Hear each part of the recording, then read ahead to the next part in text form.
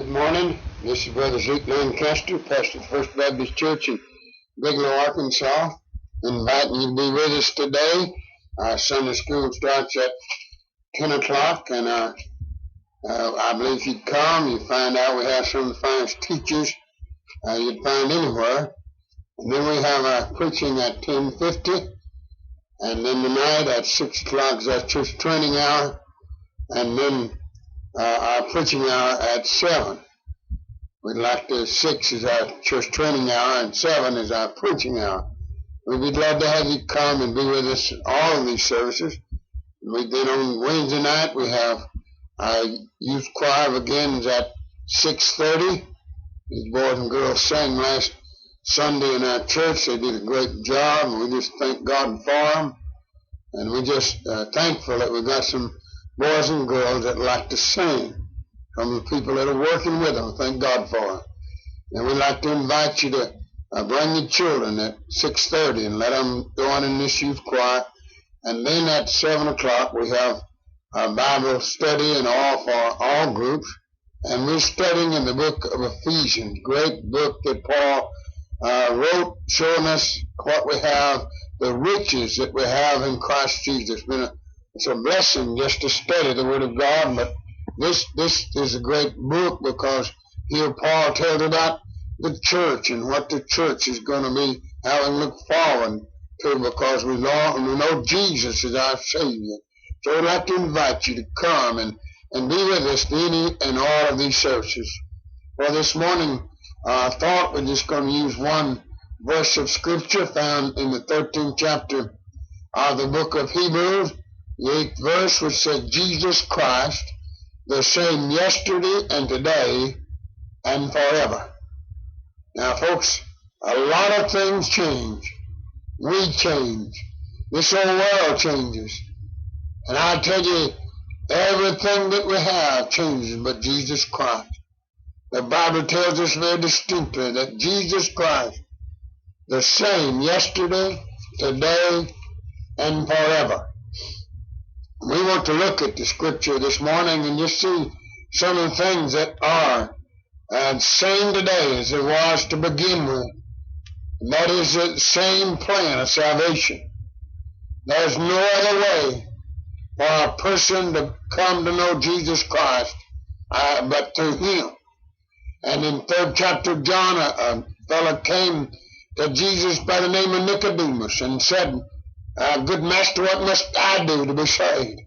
And Jesus said unto him, Except a man be born again, he cannot see the kingdom of God.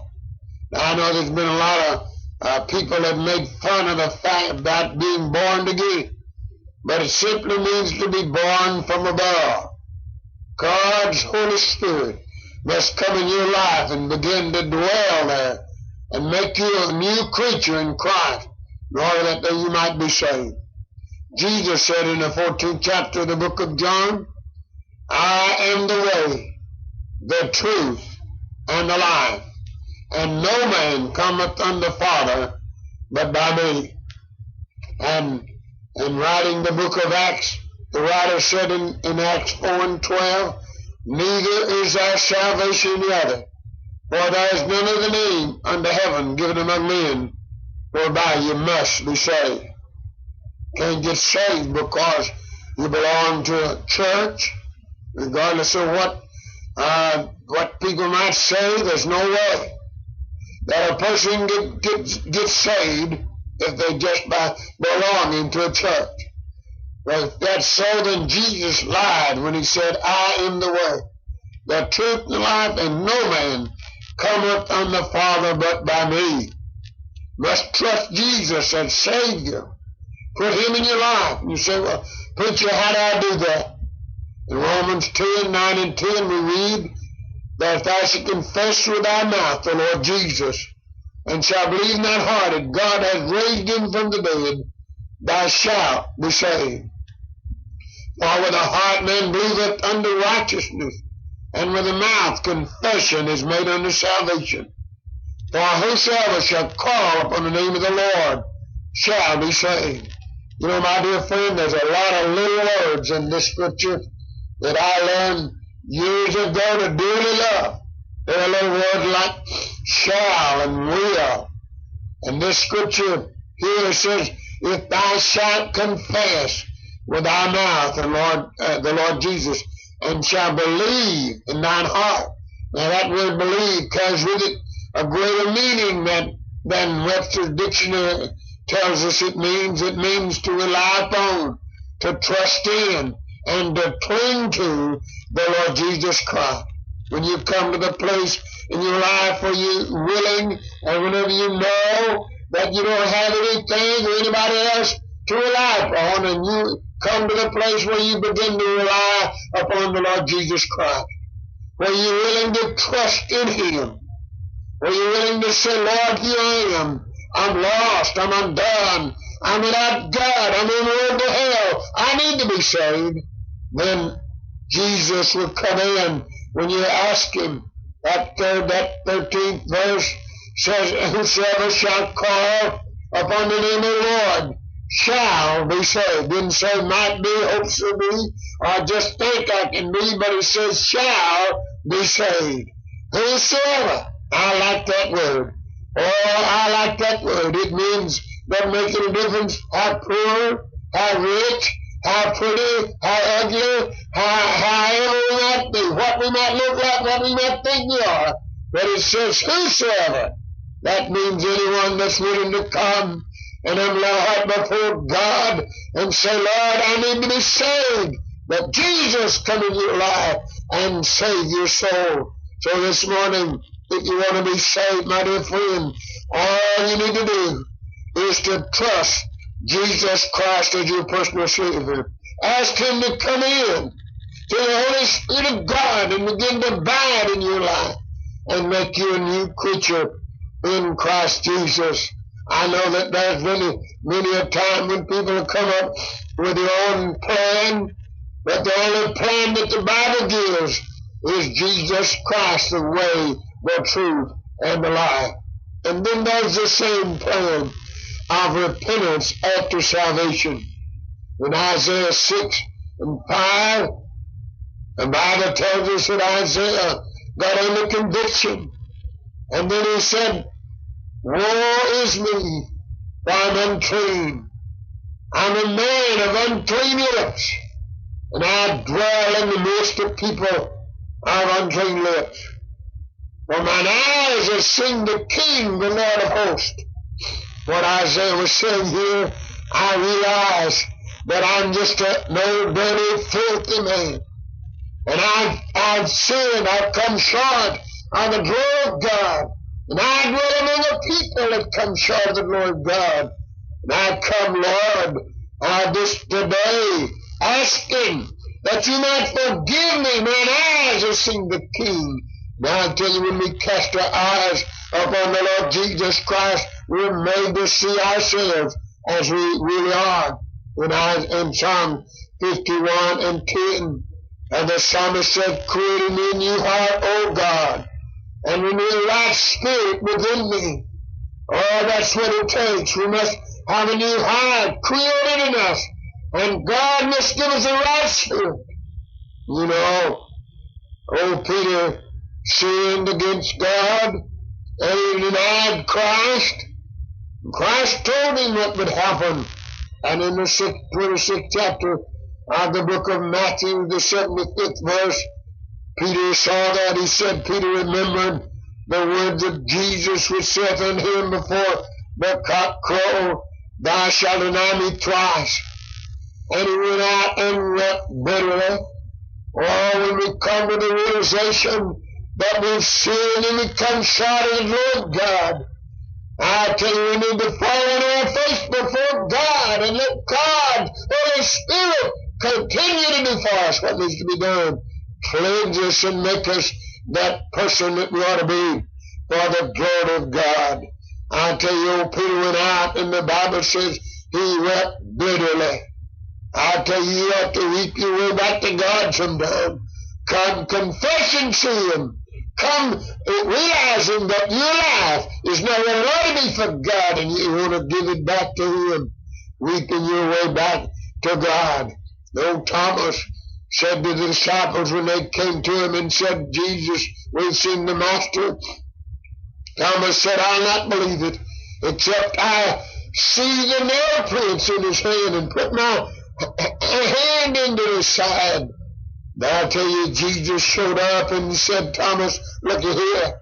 Look at the nail prints. And Thomas reached into thy hand and put it on my side.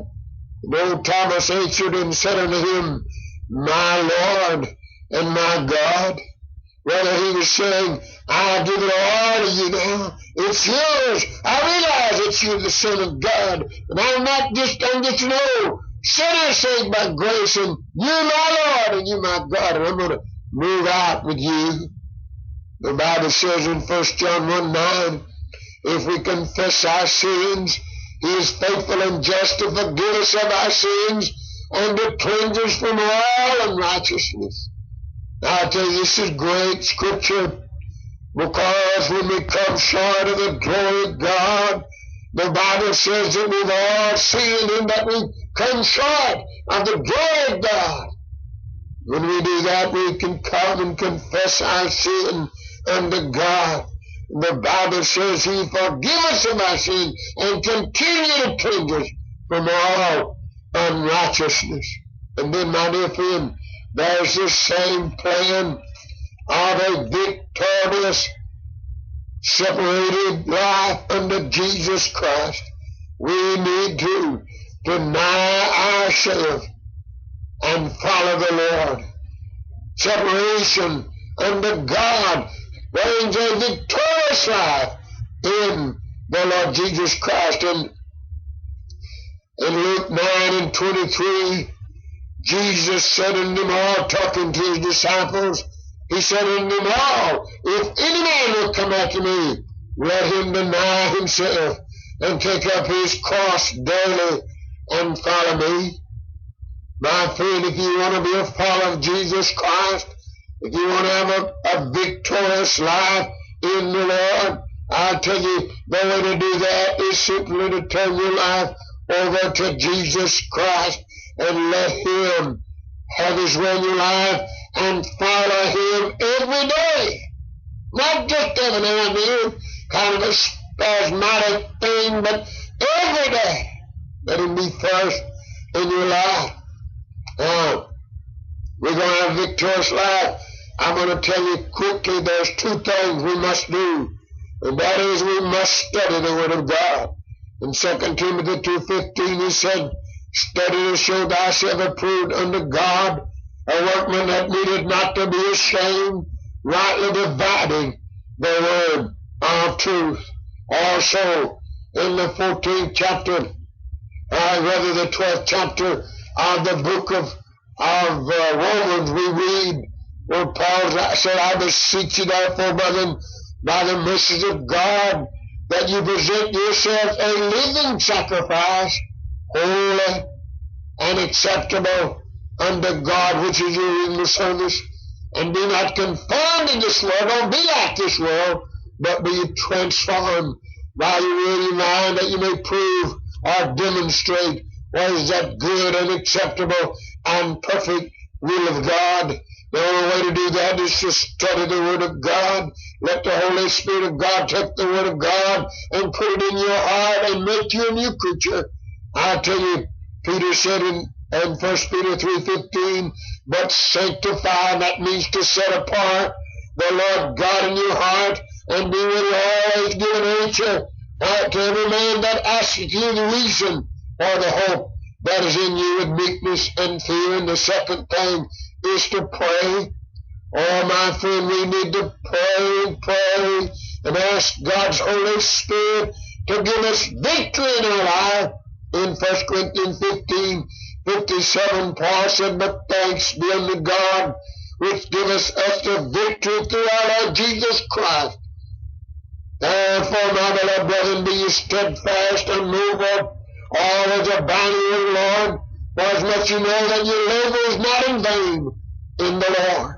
Listen, dear friend, are you saved today? Do you know Jesus? Are you living that victorious life in the Lord? Really, if you are, then you ought to praise his name for it. If you're not, You ought to bow your head and ask Jesus to come into your life, give you power and strength and understanding so you can live a victorious life for Him.